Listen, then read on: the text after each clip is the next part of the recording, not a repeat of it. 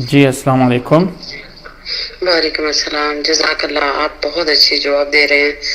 میرا سوال میں نے بھیجا تھا لکھ کے آپ کو کہ اگر گھر پہ ہیں ہم لوگ، ہسبینڈ ہے گھر پہ، بچیاں ہیں، تو کیا دوپٹہ لینا ضروری ہے گھر کے اندر بھی؟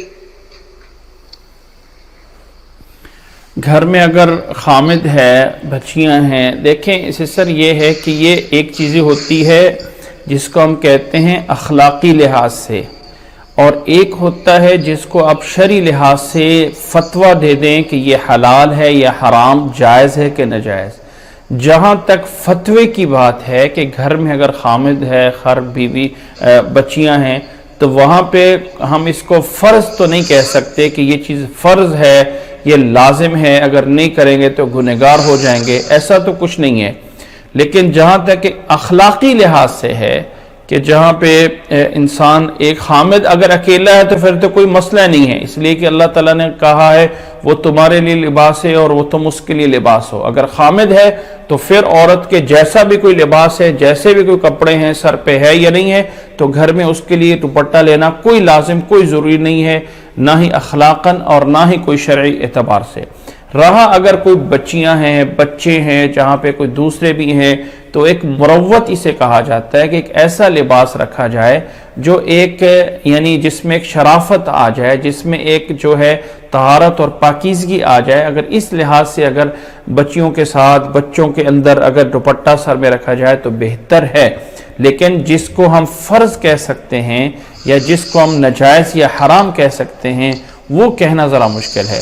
باقی یعنی جب اگر خامد اکیلا ہے تو پھر کوئی حرج نہیں، پھر جس طرح رہا جائے اس میں کوئی مسئلہ نہیں ہے۔ جی جزاک اللہ، جزاک اللہ۔ اور اگر صرف بچیاں ہی ہیں گھر میں، بچیاں اور ہسبینڈ ہے، مطلب لڑکیاں ہیں دو اور ہسبینڈ ہے، تو کیا بچیوں کا دوپٹہ لینا لازم ہے اس پہ؟ دیکھیں یہاں پر بھی صرف وہی بات آ جاتی ہے، اگر وہ بالغ ہے، اگر وہ جوان ہے، اگر دیکھیں ایک اس میں کوئی شک نہیں کہ جو یعنی ہمارے لیے جس کو ہم کہتے ہیں محرم اور نہ محرم جو ہے بہن ہے، بیٹی ہے، فلاں ہے، لیکن عورت ہے اور اس کا جسم جسمانی ہے، جیسا بھی ہے، جیسے بھی ہے، باپ بھی ہے، تو ایک انسان کو اخلاق ہے وہ یہی کہتا ہے کہ اگر جوان بچیاں ہیں تو ان کو باپ کے سامنے بھی ہے تو پھر بھی اگر سر پہ دوپٹہ رکھیں تو یہ بہتر ہے۔ جی جزاک اللہ، سوال میرا پورا ہوا۔ جی جزاک اللہ، السلام اللہ تعالیٰ علیکم۔ آپ کو جزا دے۔ جی یہ جو میں ادھر سوال کی بات کر رہا تھا، احمد علی بھائی جو یہاں یوٹیوب پہ تھے، قرآن مجید میں جتنے بھی سجدے ہیں ہم اس میں فرق کریں کہ کون سا سجدہ شکر ہے اور کون سا سجدہ عبادت ہے۔ قرآن مجید کے جتنے سجدے ہیں ان کو کر لیا جائے تو ثواب ہے، نہ کیا جائے تو اس پہ کوئی گناہ نہیں ہے۔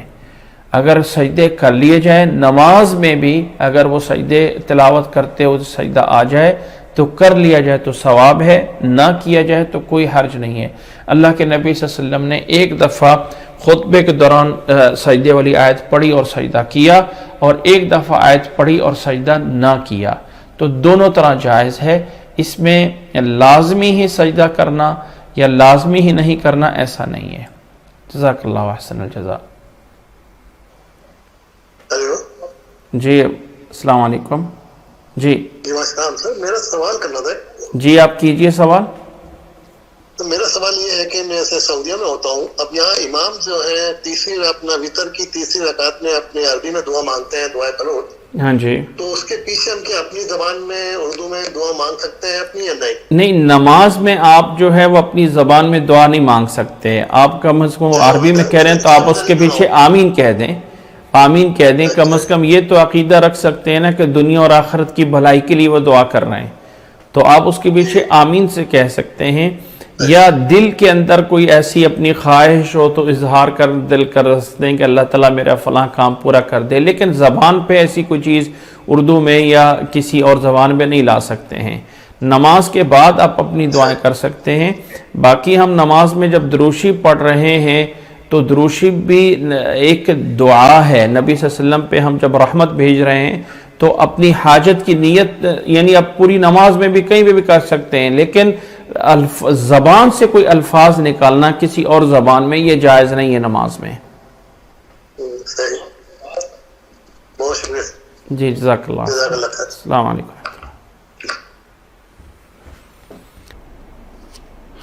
جی، قرآن مجید ہاتھ میں اٹھا کے پڑھ سکتے ہیں کہ نہیں پڑھ سکتے ہیں؟ اصل میں نفل نماز میں حرکت زیادہ جائز ہے بنسبت فرض نماز کے.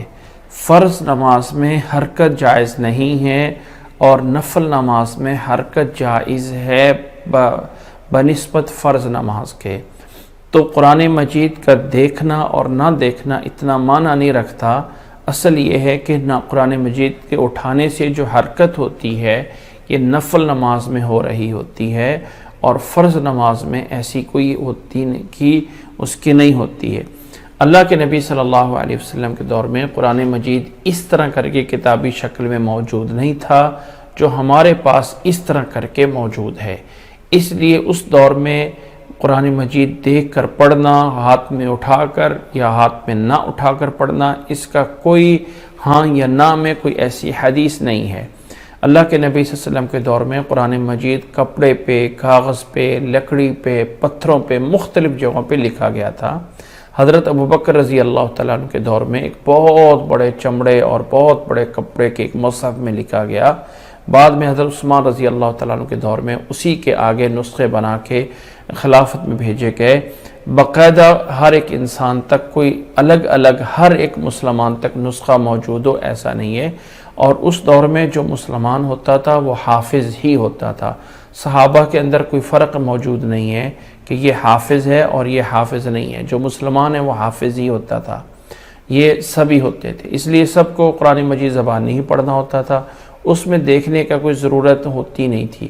مین اب بات یہ ہے کہ قرآن مجید سے اگر ہم کہیں کہ دیکھ کے نماز ٹوٹ جاتی ہے تو ہمارے پاس کوئی دلیل نہیں ہے، اور اگر ہم کہیں کہ قرآن مجید دیکھ کے نماز نہیں پڑھ سکتے ہیں تو کوئی دلیل نہیں ہے، اور اگر ہم کہیں کہ دیکھ کے پڑھ سکتے ہیں تو کوئی دلیل نہیں ہے، اور اگر ہم کہیں قرآن مجید کو ہاتھ میں یعنی دیکھ کے نماز ہوگی پھر بھی دلیل نہیں ہے، اگر نہیں ہوگی پھر بھی دلیل نہیں ہے.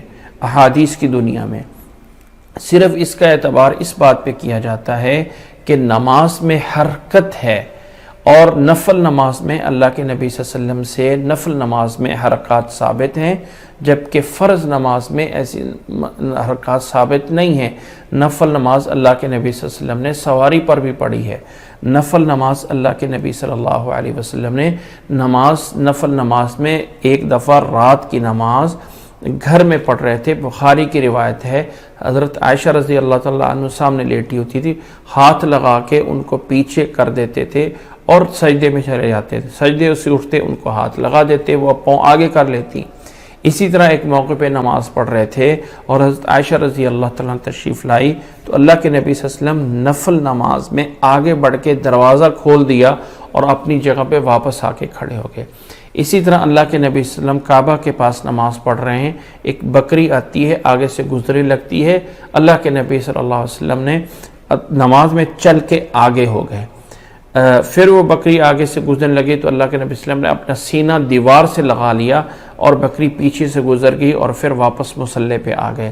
اللہ کے نبی صلی اللہ علیہ وسلم کے دور میں حضرت عمر رضی اللہ تعالیٰ عنہ نے ایک بندے کو دیکھا کہ اس نے مسجد کے ایک ایسی جگہ پہ آ کے درمیان میں ہی نماز نیت لی.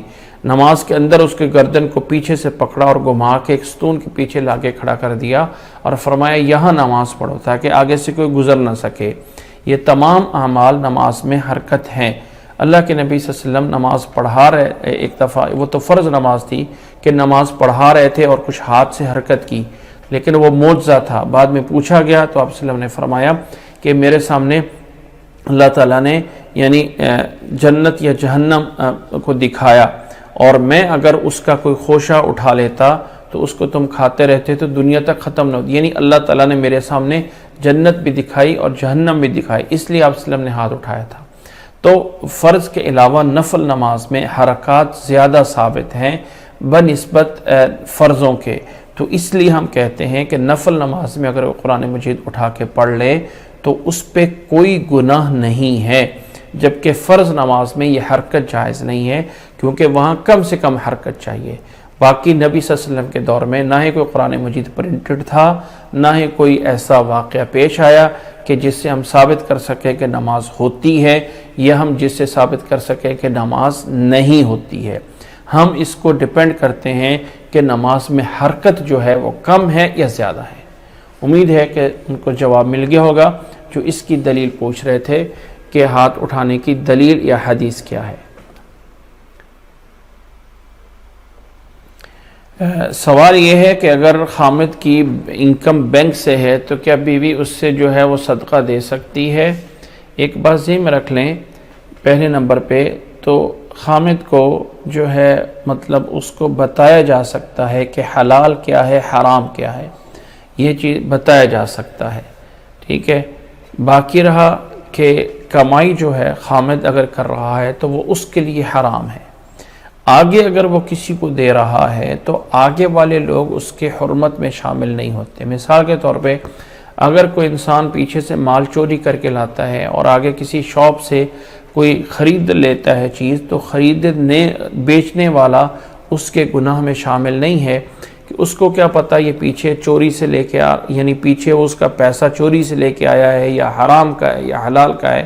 اگر وہ جا کے گروسری سے کوئی چیزیں خرید رہا ہے تو گروسری والا اس کے گناہ میں شامل نہیں ہے۔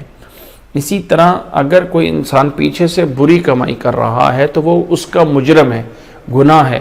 اگر وہ اس کمائی سے آگے کسی کو کوئی گفٹ دیتا ہے یا آگے خامد بیوی کو خرچے دیتا ہے تو خامد یعنی بیوی بچے اس کے گناہ میں شامل نہیں ہیں۔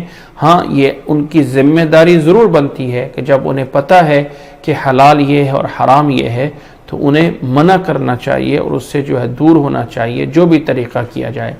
لیکن جہاں تک حلال یا حرام کی بات ہے تو وہ ایک انسان تک، کرنے والے تک محدود رہتا ہے، وہ آگے سے آگے متعدی نہیں ہوتا ہے۔ جی یہ جو آپ کا سوال سوری ہے احمد علی بھائی، اگر آپ کا اپنا گھر ہے رینٹ پہ دیا ہوا ہے تو اس سے جو رینٹ آ رہا ہے وہ اگر جمع ہو کے 85 گرام کے برابر ہو گیا ہے تو اس پہ زکوٰۃ دی جا سکتی ہے، ٹھیک ہے جی۔ سیشن کے بعد کال کر سکتے ہیں، بس تھوڑی سی بات۔